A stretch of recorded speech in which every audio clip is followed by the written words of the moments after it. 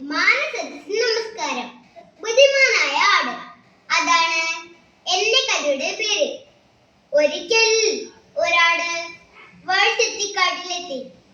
കാടിനെ പച്ചപ്പ് കണ്ട് ആടിന് വല്ലാത്ത കൗതുകം തോന്നി. ഹായ്, എന്ത് ഭംഗിയാ! നിറയെ പുല്ലുകൾ. പുല്ലും തിന്ന് വയറും നിറഞ്ഞ് തല ഉയർത്തിയപ്പോൾ ആടിന്റെ കൊമ്പുകളിൽ ഇലകളും വള്ളികളും കുടുങ്ങി. ഇപ്പൊ ആടിനെ കണ്ടാൽ ശരിക്കും ഒരു ഭൂതമുഴന്നെ തോന്നും. വല്ലാത്ത മയക്കം, അങ്ങോട്ട് കയറിയിരിക്കാം. നാട്ടിലാണല്ലേ താൻ ഇരിക്കുന്നിടം ഗുഹയാണെന്ന് അതുകൊണ്ട് അറിയുന്നു. കുറച്ചു കഴിഞ്ഞപ്പോൾ ഗുഹയുടെ ഉടമസ്ഥനായ സിംഹം അവിടെ എത്തി. ഏതായി പൂജ ജന്തു ആ ഭീകരൂപം കണ്ട് സിംഹം ആദ്യം പരിങ്ങി. എന്നിട്ട് ഉറക്കെ സംസാരിച്ചു. ആരാണ് എന്റെ ഗുഹയിൽ? എന്റെ ഗുഹയിൽ കയറാൻ ധൈര്യം തരാനോ? ഇതിട്ടാട് ശരിക്കും പിടിച്ചേട്ടോ, എന്തായാലും മരിക്കും. രണ്ടും കൽപ്പിച്ച് ആടും ശബ്ദം ഉയർത്തി.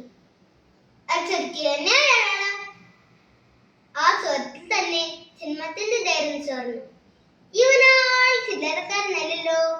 എന്നിട്ട് സിംഹം സകല ശ്വാസമുള്ളിലേക്ക് എടുത്ത് ഒരൊറ്റ കാഴ്ചയായിരുന്നു. ഞാൻ കാട്ടിലെ രാജാവ് സിംഹം, എന്റെ ഗുഹയിലെ വേഗം പുറത്തിറങ്ങ്. ഉടനെ ആൾ ചോദിച്ചു, അപ്പൊ നീയാണല്ലേ രാജാവിനെ പറഞ്ഞെടുക്കുന്ന സിംഹം? നീ രാജാവെങ്കിൽ ഞാൻ ചക്രവർത്തി, സകല കടയാകും രാജാവ്. ഇന്നത്തെ ഞാൻ കാത്തിരിക്കുന്നത്. ഇത്രയും കിട്ടപ്പോൾ സിംഹം പേടിച്ച് തിരിഞ്ഞോടി. എന്നാൽ ഇതെല്ലാം കണ്ടോണ്ടിരിക്കുന്ന കുറച്ച് സിംഹത്തിന്റെ പിന്നാലെ ഓടി. രാജാവേ, ഒന്ന് നിന്നാലും. അങ്ങ് ഇങ്ങോട്ടാണ് പരേഷണ ഓടുന്നത്. നിൽക്കാൻ നേരമില്ല.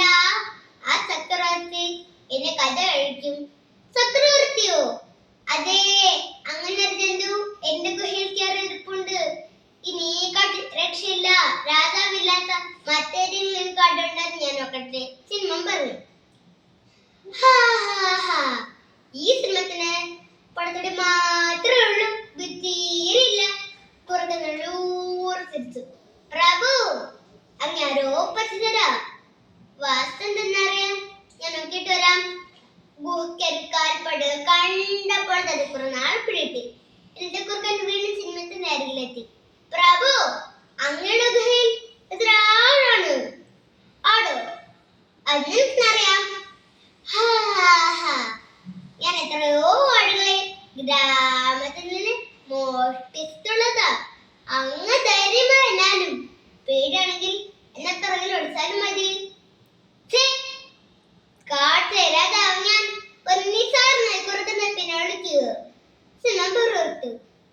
പ്രഭു, നമ്മുടെ വലട്ടമ്മയെ കൂട്ടിക്കിട്ട ആദ്യം തിന്നിക്കുകയാണെങ്കിൽ ആരും പിന്നെ തിന്നോട്ടെ. അങ്ങ് ധൈര്യമായാലും ഗുഹക്കരി സിംഹത്തിനും പുറത്തുന്ന ഒരു സാണ്ടാടിന് വെപ്രാളമായി. പക്ഷേ അവരുടെ വാഴ്ത്തമ്മിൽ കൂട്ടിക്കിട്ടിരുന്നപ്പോൾ കാര്യം കിട്ടി. അപ്പൊ തീരെ കുറഞ്ഞ വിധത്തിലാണ് ഈ സിംഹം വന്നിരിക്കുന്നത്. കാണിച്ചെടുക്കാം. ആട് മനസ്സിൽ മന്ത്രിച്ചു. ആടിന്റെ സൂത്രങ്ങളെല്ലാം തിരിച്ചറിഞ്ഞ കുറുക്കൻ കളിയാക്കിക്കൊണ്ട് ചോദിച്ചു, ചക്രവർത്തി? ബുദ്ധിമാനായ ആട് വിട്ടെടുത്തില്ല. കുറച്ചു നേരമായി ചങ്ങാതി, നീ ഞാൻ ശരിക്കും കുറുക്കൻ. ഒരു സിനിമത്തിന്റെ തിന്നാൻ മറന്നിട്ട് നീ രാജത്തിന് കൊണ്ടുവന്നു. എന്താ മടിച്ചു നിൽക്കുന്നേ? ആ കിഴങ്ങും കൂടി തള്ളിവിട്. അതോ ഞാൻ അങ്ങോട്ട് അറിയണോ? അത് കേൾക്കണം താമസം. സിനിമ കുറുക്കൻ നേരെ എടാ ചതിയാ.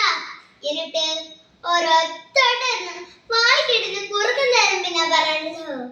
ആട് കണ്ട് ഓർത്തോർത്ത് ചിരിച്ചു. കൂട്ടുകാരെ, ആപത്തിൽ നിന്ന് രക്ഷ നേടാൻ ശക്തിയേക്കാൾ ബുദ്ധിയാണ് പ്രധാനം. നന്ദി, നമസ്കാരം.